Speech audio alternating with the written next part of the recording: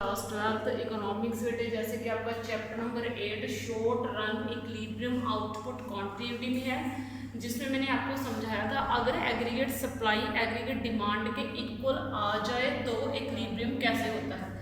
आज हम दो जो है इसकी मेन प्रॉब्लम्स के बारे में पढ़ेंगे कि अगर एग्रीगेट सप्लाई ज़्यादा हो जाए एग्रीगेट डिमांड से तो वो क्या होगा, और अगर एग्रीगेट सप्लाई कम हो जाए एग्रीगेट डिमांड से तो क्या होगा।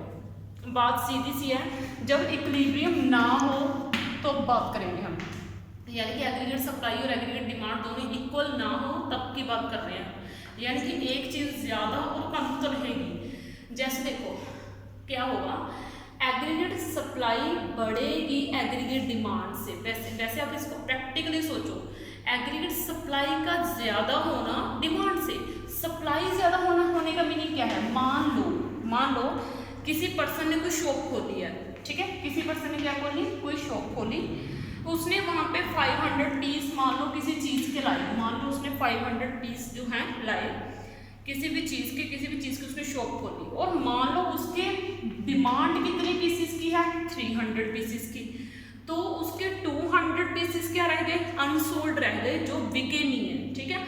इससे दुकान वाले को क्या होगा, नुकसान हो जाएगा, ठीक है। तो वैसे ही हमने ये पढ़ना है कि अगर सप्लाई बढ़ जाती है एग्रीगेट डिमांड से, when aggregate supply is more than aggregate demand, supply of goods and services in the economy exceed माने होता है ज्यादा होना, ठीक है, क्या होना, ज्यादा होना, बाय इट्स डिमांड, ठीक है। तो इससे क्या हो जाता है, जो चीज़ों की सप्लाई होती है, सर्विसेज की सप्लाई होती है, वो तो ज़्यादा हो जाती है, लेकिन लोगों के द्वारा उसकी डिमांड कम होती है। तो उसका रिजल्ट क्या निकलता है, उसका रिजल्ट निकलता ये है कि चीज़ें बिकती नहीं, वो बिना बिकी हुई शॉप्स के ऊपर रह जाती हैं, ठीक है। और दुकानदार वो चाहता है कि मेरी वो बिक जाए, वो मतलब बचाना नहीं चाहता, तो उसको बोलते हैं अनवांटेड स्टॉक। अनवांटेड यानी कि अनचाहा स्टॉक, जो वो नहीं चाहता कि वो बचा रह जाए, तो वो टू क्लियर करना चाहता है इस अनवांटेड स्टॉक को। जो अनिच्छुक स्टॉक होता है जिसको वो अपने पास नहीं रखना चाहता संभाल के, द प्रोड्यूसर वुड प्लान, तो प्रोड्यूसर क्या करता है, उसको लगता है कि मेरा तो कम ही जा रहा है, उसने जैसे शॉप वाला है उसके पास 500 पीसेज हैं, 300 बिक रहे हैं, तो 200 उसके बच रहे हैं, तो अगली बार से क्या करेगा, वो उतने ही लेके आएगा जितने लोग उसकी डिमांड करेंगे। मान लो उसने 330 पीसेज लाए, ठीक है, तो वो थोड़े से नॉर्मल डिमांड से ज़्यादा ले आएगा, ताकि अगर डिमांड बढ़ भी जाती है तो उसके पास पीसेज होने चाहिए, है ना। तो इतने से पीसेज उसने लाए, यानी कि वो क्या कर देगा, सप्लाई कम कर देगा चीज़ों की, यानी कि उतनी चीज़ नहीं लेके आएगा, अपनी शॉप पे कम चीज़ लेके आएगा, ठीक है, ताकि उसकी चीज़ बची न रह जाए। तो इससे क्या हो जाएगा, एग्रीगेट सप्लाई कम हो गई, पहले एग्रीगेट सप्लाई ज़्यादा थी, अब उसने चीज़ें कम लेके आनी स्टार्ट कर दी, तो एग्रीगेट सप्लाई कम हो गई और एग्रीगेट डिमांड के इक्वल आ गई, तो इससे इक्विलिब्रियम वापस आ जाएगा इकोनॉमी में, ठीक है। तो ये कंडीशन फर्स्ट थी, बड़ी सीधी सी बात है, तीन बातें हैं कि इकोनॉमी में जब सप्लाई बढ़ जाती है यानी कि डिमांड कम रह जाती है, तो शॉप्स में अनवांटेड स्टॉक रह जाता है जो दुकानदार नहीं रखना चाहते, तो इससे उनको जो है लॉस होना शुरू हो जाता है। तो वो प्लान करते हैं कि नेक्स्ट टाइम से हम इतनी चीज़ नहीं लेके आएंगे जितनी हमारी बिकती नहीं है, वो सप्लाई कम कर देंगे।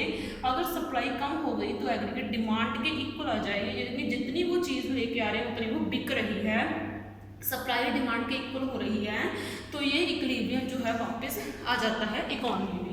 अब हम दूसरी बात करते हैं, दूसरी बात कौन सी है, जब एग्रीगेट सप्लाई कम हो एग्रीगेट डिमांड से, सप्लाई कम होने का मीनिंग क्या है, बड़ी सीधी सी बात है, फिर से वही एग्जांपल उठा रही हूँ। मान लो एक शॉप है, शॉप वाले ने मान लो गारमेंट्स की शॉप खोली है ना, मान लो उसने 1000 गारमेंट्स के पीसेस वो लेके आया, और लोग जो हैं उसकी दुकान का जो माल है बहुत पसंद कर रहे हैं, लोग बहुत ज़्यादा डिमांड कर रहे हैं, मान लो 1200 यानी कि 1200 पीसेस की डिमांड है, तो उसके बाद 200 पीस कम रह गए, ठीक है। लोगों ने उसकी शॉप में से 1200 पीसेस की डिमांड की, 1000 उसके पास टोटल हैं, तो उसे क्या करना पड़ेगा, उसे जो अगर उसके पास 200 पीस होते तो वो उनको बेचता और उसको और ज़्यादा प्रॉफिट मिल जाता, ठीक है। तो इससे क्या हो जाएगा, इससे दुकान वाले को नुकसान ही होगा। कौन सा नुकसान होगा, अनफुलफिल्ड डिमांड का नुकसान, यानी कि जो डिमांड अगर वो लोगों की डिमांड पूरी करता तो उससे डिमांड को पूरी करने पर उसको क्या मिलता, प्रॉफिट मिलता।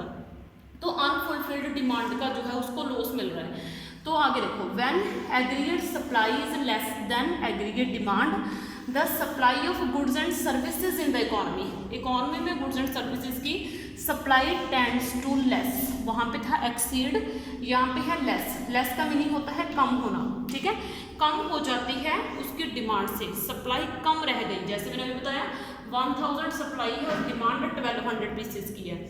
The existing stock of the production, जो प्रोड्यूसर अपने फ्यूचर के लिए सामान बचाना चाहता था कि मैं अभी इसको बचा के रखूँगा ताकि ये महंगा बेच दूँ मैं आने वाले सीजन में, वो भी उसका नहीं बच पाएगा, ठीक है। The producer will be sold out, उसको सारी चीज़ें बेचनी पड़ेंगी। And producer will be suffer the loss of unfulfilled demand, और जो लोगों की डिमांड ना पूरी करने के ऊपर उसको लॉस हो रहा है उससे उसको गुजरना पड़ेगा। तो रीबिल्ड द डिज़ायर्ड स्टॉक, अगर वो चाहता है कि वो लोगों की डिमांड को पूरा कर पाए तो नेक्स्ट टाइम से उसको क्या करना पड़ेगा, अपनी सप्लाई को बढ़ाना पड़ेगा, यानी कि वो ज़्यादा सामान लेके आएगा ताकि वो लोगों की डिमांड पूरी कर पाए। तो इस तरीके से जो है वापस वो प्रोडक्शन के इक्विलिब्रियम लेवल में आ जाएगा, कहाँ पे, जहाँ पे एग्रीगेट सप्लाई एग्रीगेट डिमांड के इक्वल आ जाएगी, यानी कि सप्लाई बढ़ गई, कितनी बढ़ गई, जितनी लोगों की डिमांड है, यानी कि सप्लाई और डिमांड फिर से इक्वल हो जाएंगी। तो इस वीडियो में बेटा इतना ही, बाकी नेक्स्ट में। थैंक यू बच्चे।